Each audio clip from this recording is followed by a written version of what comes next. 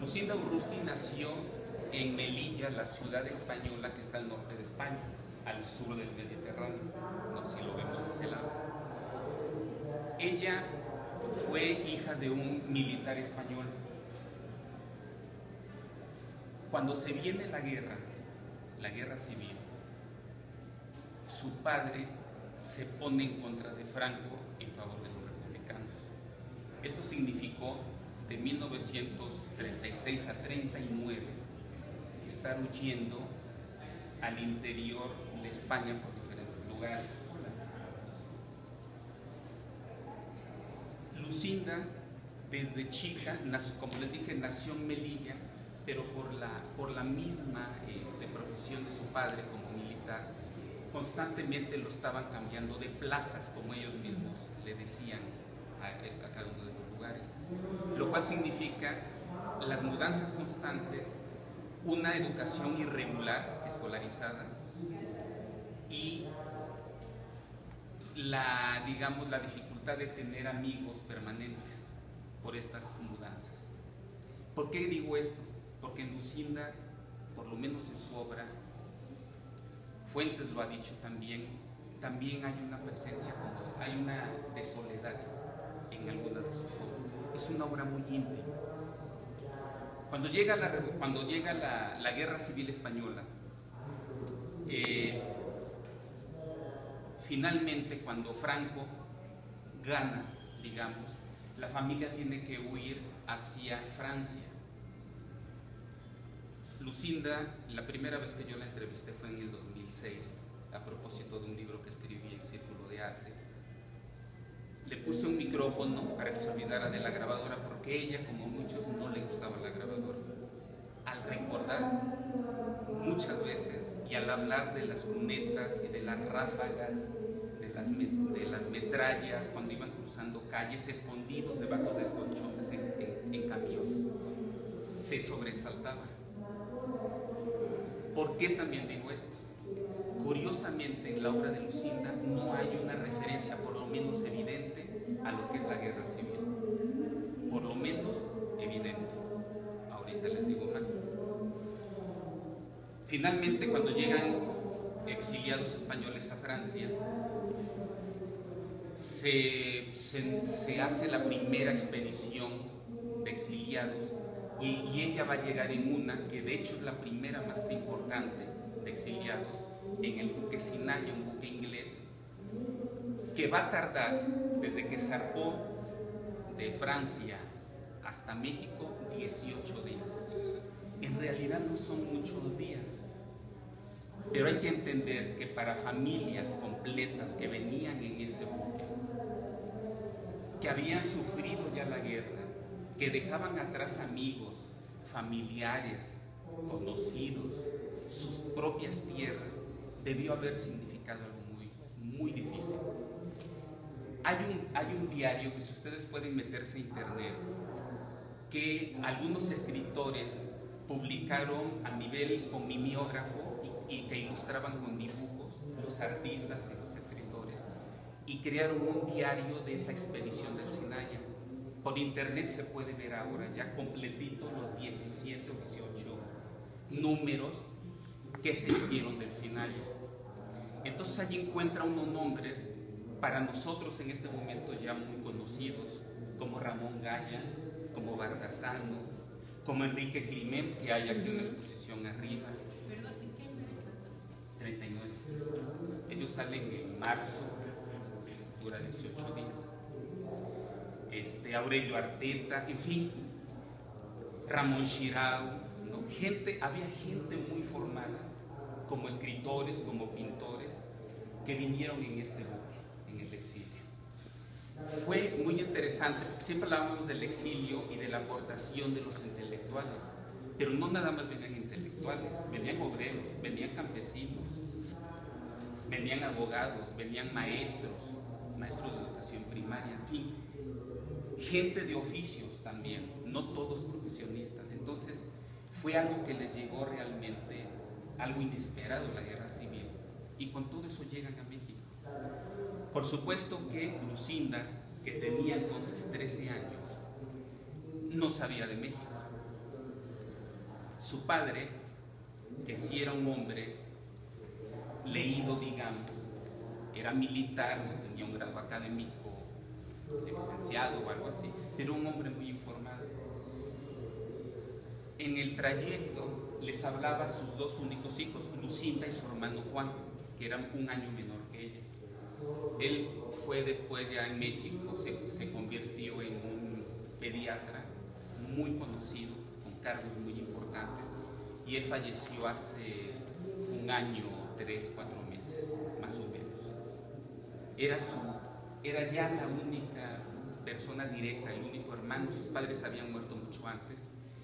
Fue su gran amor como hermano, ¿no? Bueno, ya ella ya está sola, tiene de 2 hijos nada más, le queda uno. Bueno, ya me estoy extendiendo, pero sí quería darte un poco más este contexto. Su padre les hablaba de México, pero también una manera digamos, de darle ánimo, porque imagínense salir de verdad de su tierra a un lugar desconocido, aunque unidos por la ley, pero lo que debió haber, o sea, es como que te jalan, te cortan de raíz y vas de un día para otro, llegas a otro lugar en donde no conoces a nadie, en donde no tienes profesión ni nada. Eso fue, él les hablaba, su padre les hablaba de las frutas, porque decía México y lo relacionaba con los mangos, con las naranjas, con las piñas, en fin, todo esto. Entonces cuando ellos llegan, los exiliados, llegan al puerto de Veracruz, y dice es que fue una recibida apoteósica. Dijo, después de 18 días de no ver más que puro cielo y mar, llegamos y era un recibimiento increíble de gente que nos desconocía. Dijo, y venía gente con charola y ofrecernos frutas. Ese fue el recibimiento que ellos dieron. En la obra de Lucinda, sobre todo en la obra, ya no tanto ahora, pero en obra anterior de los 60, hay muchas frutas, había mucha presencia de la fruta. Yo le pregunté y decía, bueno, es posible que sí sea ese recuerdo, ¿no?, de esa primera imagen. Y en la obra de Lucinda hay mucho color. Vemos colores más apagados, pero hubo un tiempo que tenía mucho colorido. Bueno, ya les hablé entonces de gente, parte de la gente que venía en este buque, que fue muy importante, pero no existía una que no tenían trabajo. Por supuesto son los tiempos de Lázaro Cárdenas, les abren las puertas y a los 2 días o a una semana de que ellos llegan, del puerto de Veracruz empiezan a distribuir a la gente según sus oficios por diferentes lugares. Y a ellos les toca que los mandan de la Ciudad de México. Llegan a vivir un tiempo a un hotel en la colonia Guerrero. Esa fue su primera, digamos, su primera casa, ¿no? No tenían trabajo, su mamá era costurera, muy buena costurera, después voy a hablar de su mamá. Entonces, había necesidad de tener dinero para seguir viviendo. Los españoles, no sé si vieron ustedes aquí mismo una exposición que se hizo del exilio el año pasado, nadie vio. Es la mejor exposición, de verdad, la mejor exposición que se ha hecho sobre el exilio. No solamente de pintura, que era lo menos, sino de tratar para entender lo que significó la presencia de los españoles en México en los diferentes ámbitos, científico, cultural, en todos los ámbitos, en oficios y demás. Una de esas es que un español abrió una fábrica de muñecos. Ahí se hacían osos de peluche. Lucinda, y vamos a ver una fotografía de ella al final de la saga, que tenía entonces entre 13 y 14 años, se empleó también junto con su madre y con muchas otras personas, todas mujeres, para rellenar ositos de peluche. Ese fue su primer trabajo. Digo esto porque de alguna manera esta necesidad de tener trabajo para sobrevivir, como que se les quedó, por lo menos yo lo veo en Lucinda, yo creo que es el caso de todos, la necesidad de estar trabajando siempre. Lucinda tiene 88, va a cumplir 89 años, es una mujer que sigue trabajando. a pesar de un impedimento que tiene ahora, porque tuvo hace como 3 años un accidente que ya le impide caminar con facilidad. Ahora ya usa un bastón. Si no hubiera tenido ese accidente, seguramente habría sido esa mujer que yo conocí años anteriores. Eso ya la limita mucho. Lucinda, por esta cuestión del dibujo, del trabajo, de los muñecos, todo esto, es una mujer a la que se le dio mucho el trabajo con las manos y ella disfruta mucho eso. ¿Cómo hacer una exposición de Lucinda? Esta exposición tiene un carácter antológico. No es, ni siquiera, no pretende de ninguna manera ser una exposición exhaustiva. Jamás se pretendió eso. Desde que empezamos a planear esta exposición en el 2006, Lucinda dijo ella, a mí me gustaría una exposición selectiva. Yo no quiero atiborrar las salas. Y a partir de eso fue que empezamos a trabajar. Entonces, es temática, finalmente, esa fue la decisión, hacer la temática, pero no hay una distribución cronológica. ¿Por qué? Porque también desde mi punto de vista, y ahora que vemos en el recorrido, la obra de ella, de tiempos pasados con los actuales, desde mi punto de vista, dialogan perfectamente y a veces puede pasarnos inadvertido el paso del tiempo entre la obra. Por eso digo que la obra de Lucinda como que no tiene tiempo. Y de hecho, de alguna manera sucede eso, porque Lucinda tiene la costumbre, salvo excepciones contadísimas, de que no fecha sus obras. Las firma y a veces tampoco tiene firma, pero no las fecha. Entonces, es una característica también de su obra. La exposición está dividida en cinco núcleos temáticos, más una sala que yo le llamé de contexto documental o contexto, que es con la cual se cierra, que de hecho es la que está a nuestro lado, pero eso lo vamos a dejar al final. Los temas son animales, que es donde nos encontramos ahora, los temas abstractos, los retratos, las naturalezas muertas y los desnudos. No significa que sean los únicos temas, son los temas más recurrentes, pero también en el recorrido vamos a ver que hay muchos temas a los cuales ella alude de diferentes formas, y lo voy a explicar. Dentro de los animales, les digo, esta es una muestra apenas muy pequeña.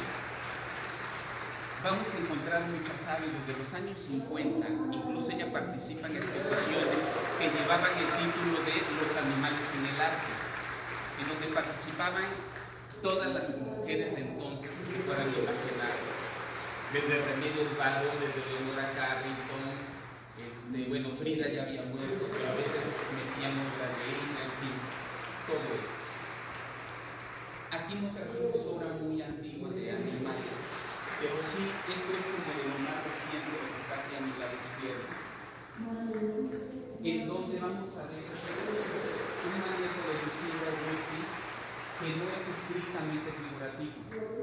Ella siempre se mueve entre la abstracción y la figuración.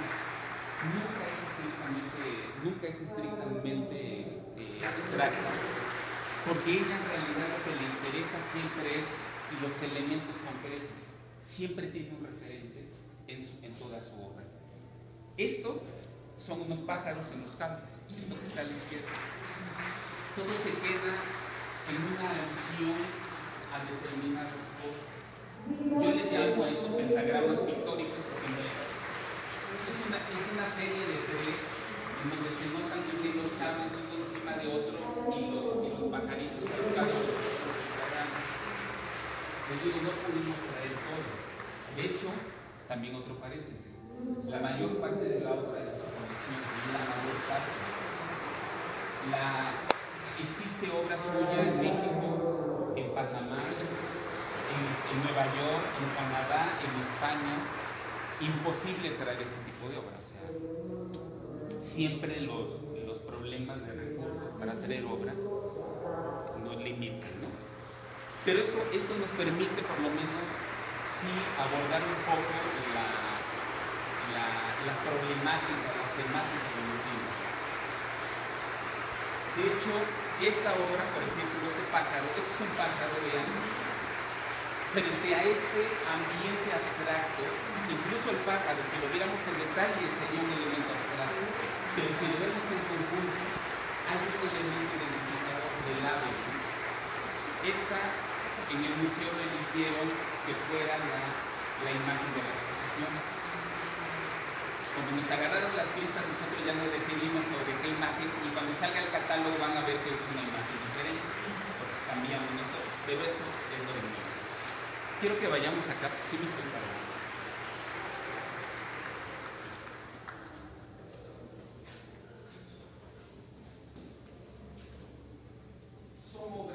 Son obras de diferentes etapas que también nos muestran a una Lucinda Urrusti que le gusta, digamos, hacer bromas.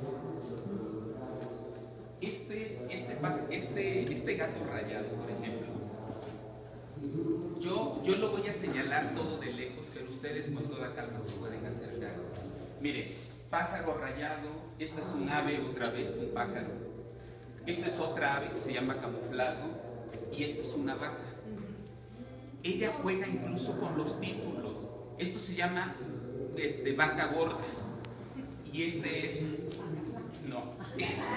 un perro blanco con lunares, ¿no? Los títulos, sin que ella lo diga de manera abierta, ella está haciendo, es un acto muy lúdico. Yo digo que es como muy niña, sigue como divirtiéndose. Este es un gato que hizo para una de sus nietas. Si se acercan a ver este gato, la cantidad de detalles, porque es un collage, pero vean también el rostro, es un gato que está sonriendo. Yo ya no le he preguntado porque se me olvida, pero puede ser incluso una alusión a Alicia el País de las Maravillas. ¿Por qué? Porque hay un gato que ríe, ¿verdad? Es toda una sonrisa. Esto puede estar detrás de este universo de Lucinda Urrusti. Esta vaca gorda decía que este trabajo de las líneas, ¿no? Casi dibujadas, porque a veces juegan entre pintura y dibujo, lo vamos a ver en unos retratos. Hay una alusión también a lo que sería el establo, tanto por el color como por la paja. Entonces todo se da por sugerencias. No encontramos en la obra de Lucinda una obra en donde esté todo dicho y claro a la primera. Siempre hay como una intención de ella de hacer participar al público, al que está viendo su obra, para engancharlo y para que participe de este diálogo.